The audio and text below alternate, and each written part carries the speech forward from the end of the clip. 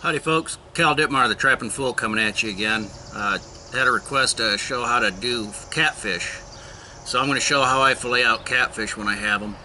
I've got the camera again focused on the table here, so you'll be able to see what's going on here instead of on me.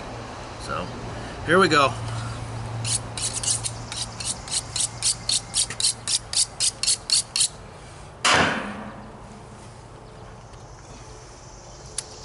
Got the catfish here. Some people will skin them. I don't. What I do is make an imaginary line from here to here where I cut in and go almost to the base of the tail. What you do is you go right down to the bone, right to the base of the tail. And the reason I leave that little tab there is because then you get right against the skin there and it holds that skin in place for you. So you get a real nice fillet there. Flip the fish over, same thing from the dorsal fin down to the anal fin, line like that. Get down against the bone, the backbone, almost to the tail, flip it over, takes it right off. Real nice fillet there. The other thing, some of these bigger fish, you can cut in right here and above the spine. There's a little bit of meat there. On the little ones, I usually don't mess with it. I don't know if you can see it, but there's a chunk of meat that comes out right there, so you can see. Maybe you can see on this side. But I make a cut in like so.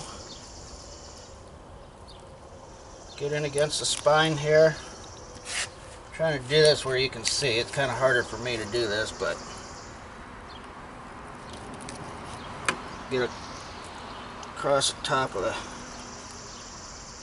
I gotta spin it this way. Alright, I got it cut down. Now you can see what I've done here. Get above there, cut that out. It's a nice little piece there. I'll put a little score in it just to get down to the skin. Cut that chunk out like so. Again, same thing here. Get down against the skin.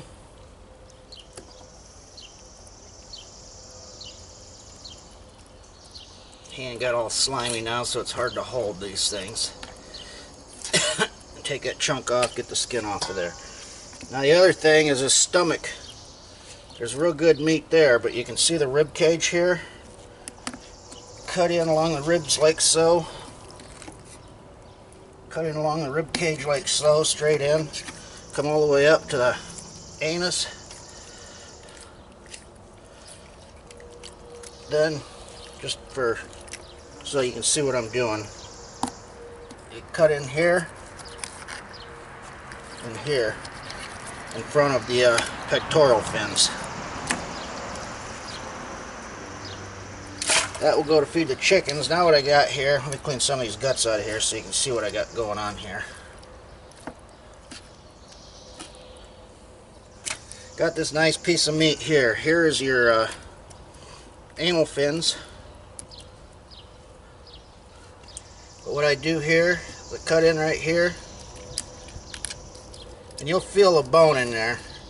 Get right down against the skin again, and take that piece off, just like so. This is all full of bone in here and fin stuff, so it's kind of hard. You might be able to fillet a little bit of that off, but that's going to the chickens. Alright, that's the one piece. Now you see the inside of the stomach here, see that silver lining? See the cut here? It's already nice for you. Lay the knife right down there and shave that right off. Nice piece of meat there. Again, on this side, do the same thing.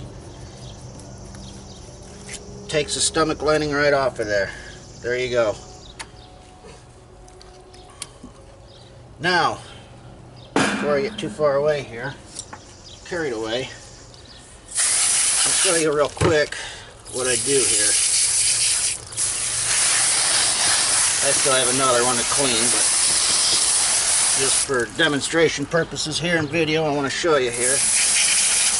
Most important thing with these bigger cats, a lot of times people say they taste bad. I don't understand that, but But what you want to do, before I blow those down on the dirt again, I use the hose and hose them out real good. What this does is it pushes the blood out of them, gets the blood out of them. And that blood in the meat, a lot of times, is what gives you the bad flavor there. But you can see how much brighter white that got now compared to that one, because it's getting the blood out of there. It's the same with the big fillets here. You see the blood that pushes up in here? Take the hose and run right down that spine.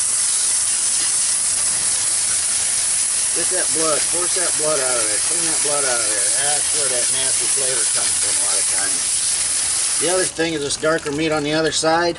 It does have a little bit stronger flavor, but when I cube these up, I usually trim off some more of that.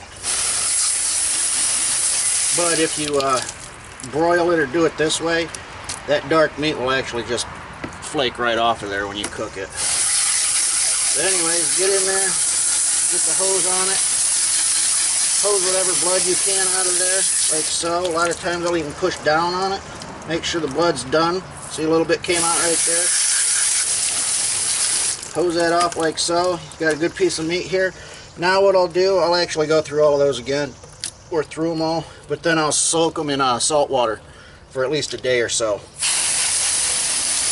I do eat them right away like that too. You can do that too if you want it right now, but I usually soak it and let some more of that blood get out of there. It gets that blood out of there. So, all right. Hopefully you can see me here. That wraps up how to do a catfish, or how I do my catfish anyways. Like I said, you can skin them. Another way that people do it is you can cut the tail off on the big ones, let them bleed out, hang them over the side of the boat. Right after you catch them on a stringer, they'll bleed out. That gets a lot of the blood out of that meat too. If you're in gator country, I probably wouldn't do that because you'll probably lose your fish. But up here in the north where we don't have the gators, hang it over the boat, throw it in your live well, let it drain out that way.